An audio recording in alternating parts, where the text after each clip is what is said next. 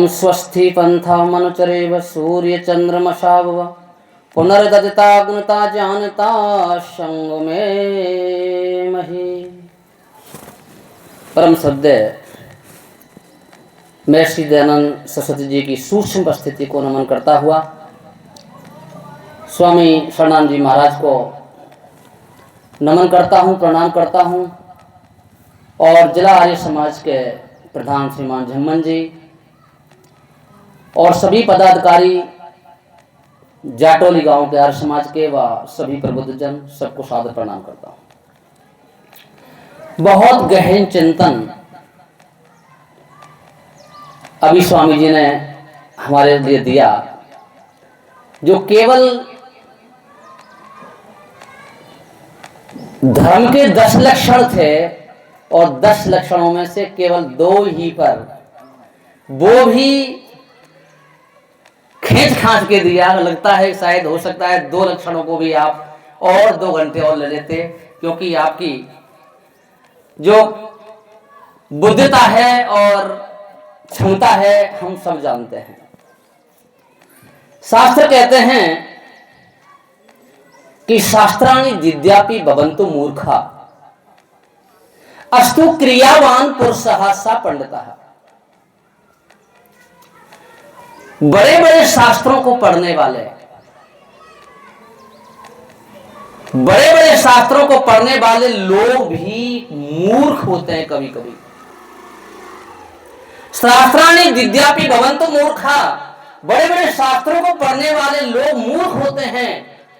अस्तु क्रियावान पुरुषः स पंडितः, यदि उन शास्त्रों के ज्ञान को अपने आचरण में मंडित नहीं करते, उस पर जीवन नहीं जीते, तो वो मूर्ख कहलाते हैं, और जो जीते हैं वही पंडित कहलाते हैं। मैंने शास्त्री जी, मैंने स्वामी जी का जो जीवन देखा और जो इस समय जी रहे हैं सिद्धांतों पर, वो निश्चित ही एक ब्राह्मण के, एक पंडित के लक्षण हैं, बाकी नहीं। मैं यहां अपनी बात 10 मिनट में करने का प्रयास करूंगा। सुबह से बात चल रही थी, परमात्मा की भक्ति की जाए, भजन की जाए, किया जाए, संध्या उपासना की जाए, लेकिन जहां मेरा अनुभव है कि हम संध्या करते हैं, हम भक्ति करते हैं, भजन करते हैं, पूजन करते हैं, मुझे लगता है 99% लोग, हम लोग दिखावा करते हैं। क्यों? क्योंकि किसी छत पर चढ़ने के लिए 8 सीढ़ियां, 10 सीढ़ियां होती हैं, 12 सीढ़ियां होती हैं कई बार, और व्यक्ति जब सीढ़ी बाई चढ़ता है, तो वो छत पर पहुंच सकता है बिना ठोकर खाए, बिना गिरे, लक्ष्य पर पहुंच जाता है। यही है, जब तक परमात्मा को पाने के जो 8वां वो स्थान है, जिसे कहते हैं यम नियम आसन प्राणायाम प्रत्याहार धारणा ध्यान समाधि। हम धारणा ध्यान तक जब पहुंचेंगे तो इससे पहले भी कई प्रकार की सीढ़ी हैं नीचे, और हम उन सीढ़ियों पर नहीं चल पाते। योग के जब तक 8 अंगों को हम नहीं समझ पाते या उन पर नहीं चलते, तो हमारा ध्यान और समाधि तो पहुंच ही नहीं सकते। अधिकतर जो लोग हैं, मैंने जो देखा है, अधिकतर जो लोग हैं दिखावा करते हैं, ढोंग करते हैं। मैं इस विषय पर संक्षिप्त में चर्चा करूंगा, विषय तो लंबा है, संक्षिप्त में चर्चा करूंगा कि इन 8 अंगों को, योग के 8 अंगों को 3 भागों में बांटा है। पहला है व्यवहारिक योग, और दूसरा है क्रिया योग, और तीसरा है भक्ति योग। जब तक हम व्यवहारिक योग में अपने आचरण को, अपने सिद्धांतों को नहीं बनाएंगे, और वो आता है यम और नियम, और यम नियम व्यवहार में हम रात दिन रहते हैं। अहिंसा, सत्य, अस्त्य, अपरिग्रह, ब्रह्मचर्य, शौच संतोष तप स्वाध्याय ईश्वर प्राधान्य। हम समाज में रहते हैं तो सबसे बड़ा तप तो यही है। हम अहिंसा समझते नहीं, अहिंसा किसे कहते हैं? सत्य क्या है हम उसको जानते ही नहीं। अहिंसा सत्य परिग्रह तप, ये जो पांच जो अंग हैं यम और नियम के, उन पर हम नहीं चलते।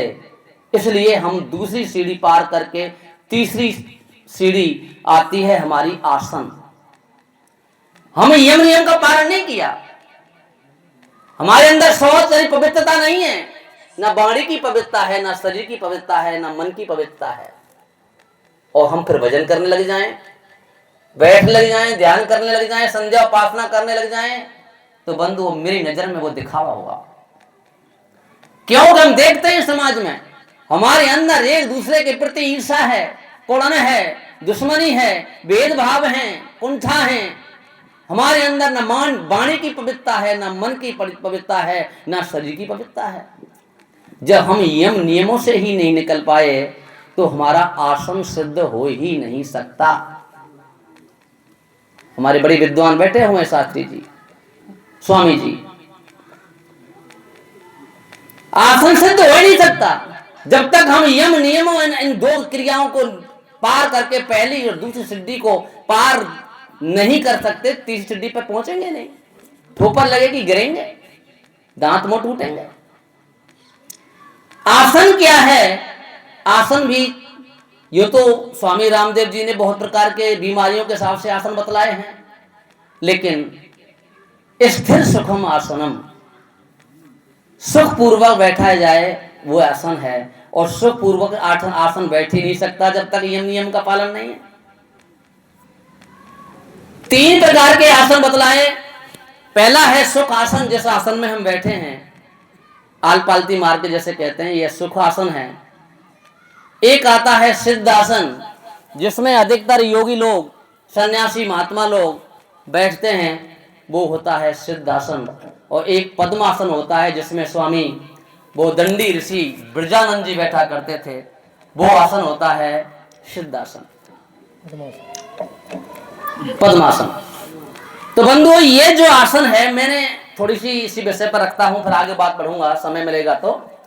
ये जो आसन है, आपने देखा होगा अधिकतर लोग इसी आसन में क्यों बैठते हैं? इस आसन में मैंने इस विषय पर काफी चिंतन किया।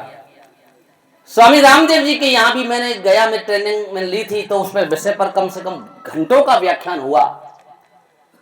तब मुझे इसका ज्ञान हुआ कि इसी आसन में अधिकतर लोग भजन क्यों करते हैं, ध्यान क्यों करते हैं, इसी आसन में। तो बंधुओं, मैं 2 मिनट का चिंतन रखूंगा इस विषय पर। हमारी जो एड़ी है इस पैर की, ये एड़ी हमने लगाई है हमारे शुक्राशय पर, जहां हमारा वीर्य का भंडार होता है।